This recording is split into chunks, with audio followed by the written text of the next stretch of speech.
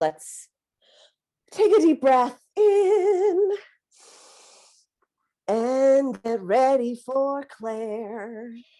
Claire, we are recording and we can't wait to hear you. Okay, this is not the beginning of the story. This is the second installment. There are a few of them, and it's about Jake the Heffalump. So Jake has just stuck his nose into the thick forest and bumped noses with a porcupine who is very distressed because he's lost his family. Now, this Jake could relate to, as he'd lost his family when he was very little and had grown up alone, adopted by the other creatures of the jungle and the prairie land. This news made him so very sad for the porcupine. How did that happen? He asked. I don't know. We were all just playing hide and seek, and I hid so well that they just couldn't find me. And then, well, they just gave up and they left without me. Forgetting that they hadn't found me yet. And you see, they found everyone else and not me. And then, well, because I waited so long, I just curled up and I fell asleep. And when I woke up, they were just gone. He curled himself up again, and in a big, big effort, emitted one more extremely loud, long, and painful that practically knocked Jake off of his own big long legs with the big long feet. It was so loud. Porcupine was so terribly sad because he thought that the people who loved him had left him. And he was afraid of being left alone, even though they didn't really mean to, but he was in a lot of pain, you know. So that's how it kind of goes sometimes. But luckily, Jake understood this and suggested to Porcupine that he hop up on his back and that they'd go looking for his family together. Since Jake had such big long legs, it would be easy for both of them to have a much better view than for Porcupine on the forest floor, all on his own. Plus, it would be fun. The forest was full of delights, and just a few dangers, but not nearly as many as some people make out.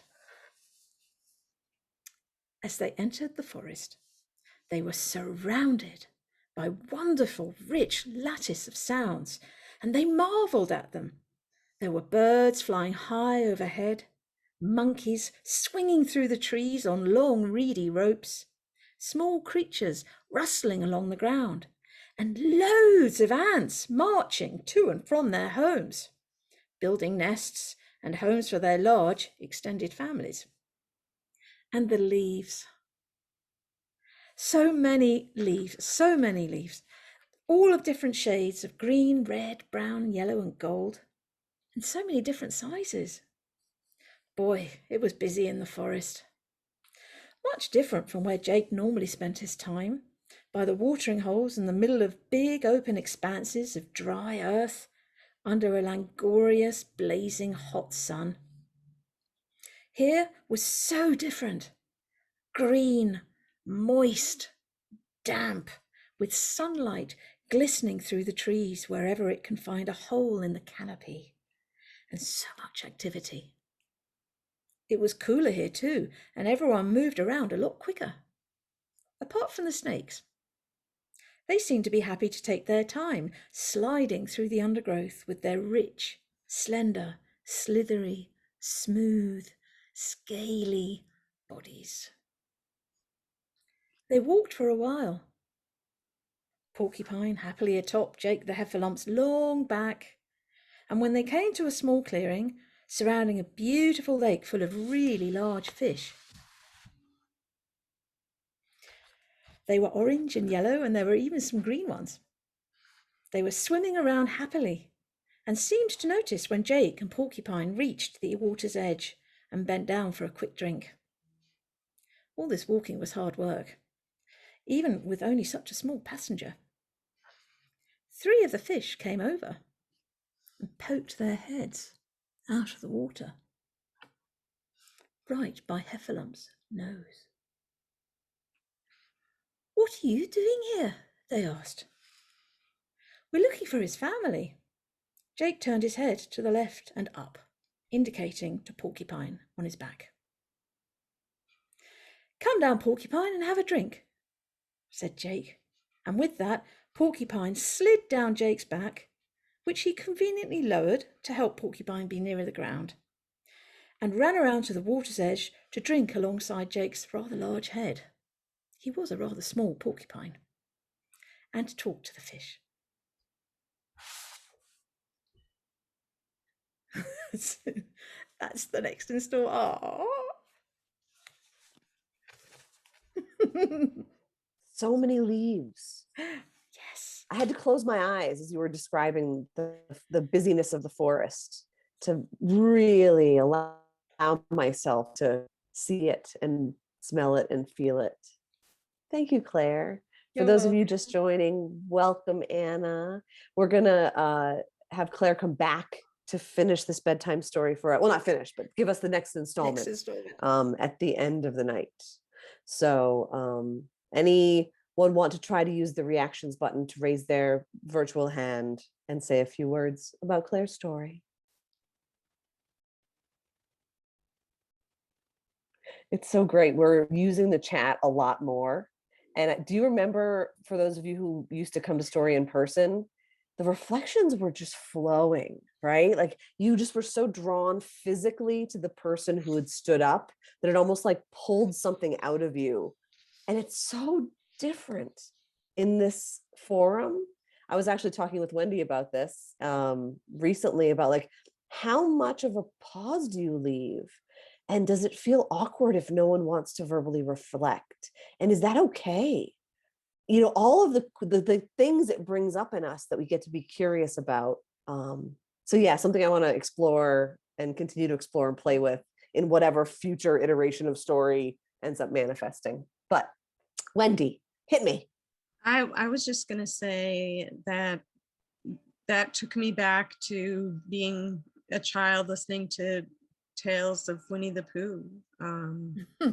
Just fabulous. Like I could see everything so vividly, and the characters are so just beautifully developed, and you know, come on, the like who can't love that, right?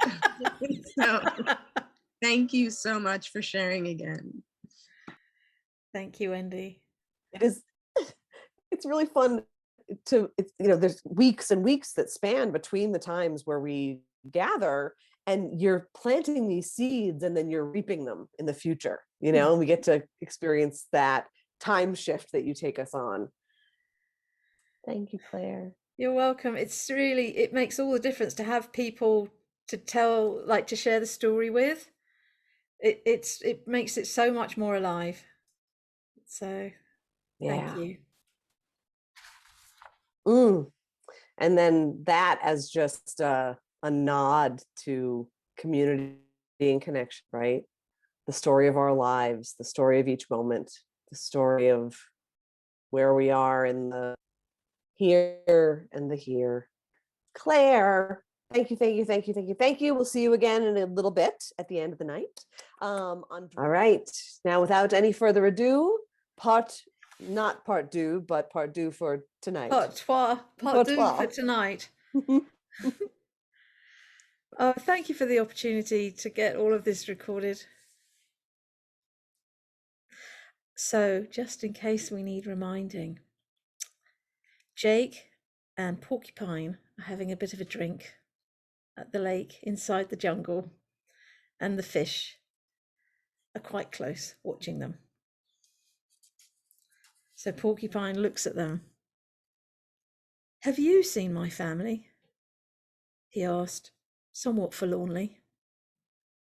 The fish looked at each other and shook their wet, slippery heads. "Oh no," they said. "What do they look like? Do they have tall, long spikes like you?" "Yes," he said, feeling somewhat self-conscious at this observation. For you see, porcupines don't much like too much attention on their looks. They're rather shy little creatures at the best of times, let alone when they're in the middle of a crisis. He caught his own reflection in the water's mirror and proudly but secretly rather enjoyed his long spikes. They were clever, you see. As they lay down along the body, nice and smooth and sleek, until they were alerted to a danger. And then, suddenly, the spikes went whoosh up, like flags up a flagpole, and stuck out in all directions. A bit like Auntie Flo's hair when the hairdryer had gone out of control. Except the porcupine spikes are pretty sharp, not soft and fluffy like Auntie Flo's silvery hair. Anyway, since he wasn't feeling in any kind of danger, his spikes stayed close to his skin, and he paid more attention to the fish wagging their big tails in front of him, back and forth, left and right, just under the water, whilst they managed to maintain themselves in a perfectly still, upright position, their heads never moving. Not one jot. They were quite serene and hypnotic, their colours vibrant and loud, their mouths opening and closing, ever so rhythmically and slowly, almost in unison. Their eyes held his own and Jake's, and they just kind of communed for a while. It was nice. Something seemed to pass between them that felt calming. Porpoise was about to repeat, "They look like me, except slightly redder, at least his sister was. And my dad has a few silver streaked spikes," but he hesitated. Because before he'd even said the words out loud, the fish all looked at him and said, "Really?" It quite shocked him. He hadn't spoken yet. "Well," they continued, "we think we may have seen them, heading that way." And they pointed with their long wet noses towards a small pathway that was lined with big yellow flowers and big yellow shiny leaves. And with that, Porcupine looked at Jake, who happily lowered his head so Porcupine could climb up past his nose, along his neck, and rest himself squarely in the little nook between his shoulder blades. And off they went. Jake was happy for this distraction and for the company. Truth be told, Heffalumps sometimes got bored, even though they tend to like their own company, but Jake was different.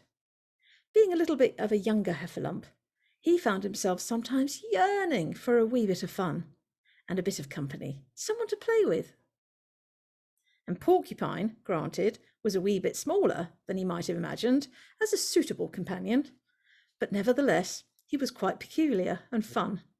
And, well, he was here, now, and sometimes being here now is the best place to be, even if it doesn't look quite like we'd imagined. So Jake decided to learn more about Porcupine. I'm going to stop there.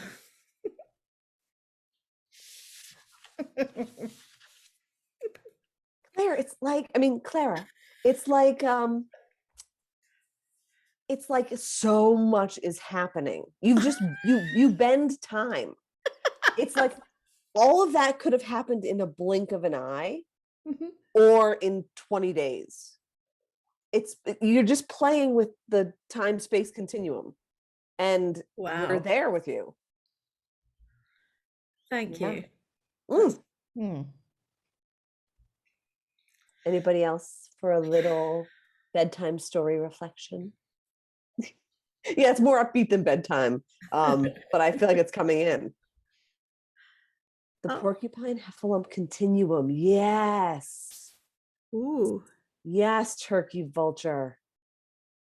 I see python cannabis. Yes, Ellen, go for it. I love the way that you're telling the story. I love that I can see everything. Like I could see those fishies under the water and they do that. They really do that. So it tells me how observant you are as a person, because then like it's really easy to see it. I could see him crawling up his nose. Like it was great. Thank you. Thank you for sharing. I can't wait to hear more. Thank you. So Yeah, and then the idea that the fish are wagging their tails. It's his it's their voice, right? And it reminds us that we're all describing the things that we're experiencing through our own lens, right? Oh, of course, we're going to anthropomorphize, but no, they're being anthropomorphized, and then they're self-morphizing whatever they're doing. Lisa understands what I'm saying. Yeah, Claire. Awesome. I just also want to, Awesome.